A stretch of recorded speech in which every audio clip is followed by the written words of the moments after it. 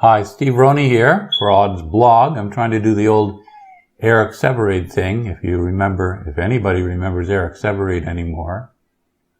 I'm distrustful of speaking extempore. Maybe I'll feel better about it, but for now, I'm going to read.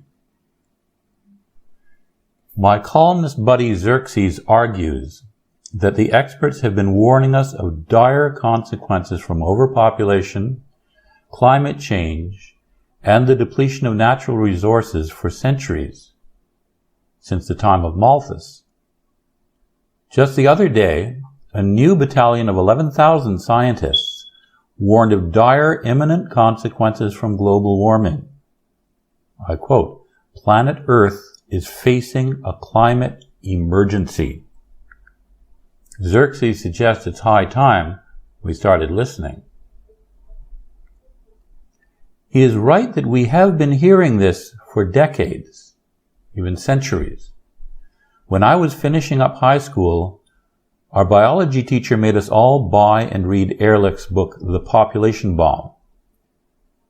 This warned us of a catastrophic world famine coming in the 1980s. Since this was our own near future at that time, we'd better be prepared for it. Time magazine was warning at about the same time of an impending ice age. My best friend's life plan was to emigrate to New Zealand. He figured that would be the last place for the cataclysm to reach, where we'd soon all be killing each other over access to water.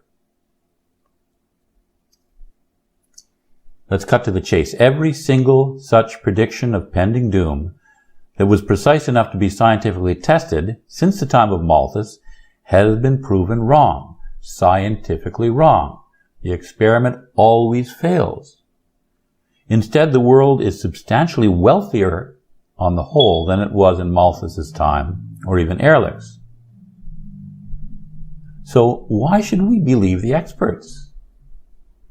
The problem is the problem of the boy who cried wolf. I heard a podcast from the guys who wrote Freakonomics, Stephen Levitt and Stephen Dubner, a while ago.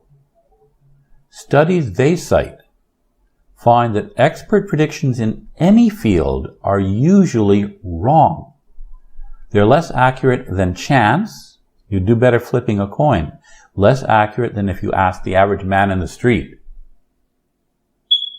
The reason for this is clear from Aesop's fable. Most times, for most things, in most ways, the future is going to be continuous with the past, basically similar, in a straight line progression. Dramatic change is rare. If it were not, it would not be dramatic. But more of the same is not newsworthy. It's not interesting. It's dog bites man. And it is hard to convince us that we need experts to tell us things are fine as they are. So every expert has a vested interest in predicting dramatic change. Ideally, he or she wants to predict impending doom, because that will require their urgent help. If they do this, they get the media, they get the grants, they get the academic chair, they get fame and fortune. If they do not, they risk losing their livelihood. You would think over time, because of this, expert advice would be discredited for usually being wrong, as it is. But here's another little psychological quirk. People tend to forget false predictions and remember the few that are successful.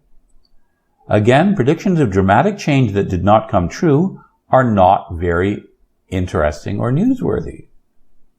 Predictions that did predict some dramatic change and came true are memorable and exciting. Wow! Astrology, fortune-telling, and witch doctoring have succeeded for millennia on this principle. The moral is, we need to spend less time listening to the experts and more time with the ancient wisdom. Chicken Little might also apply here.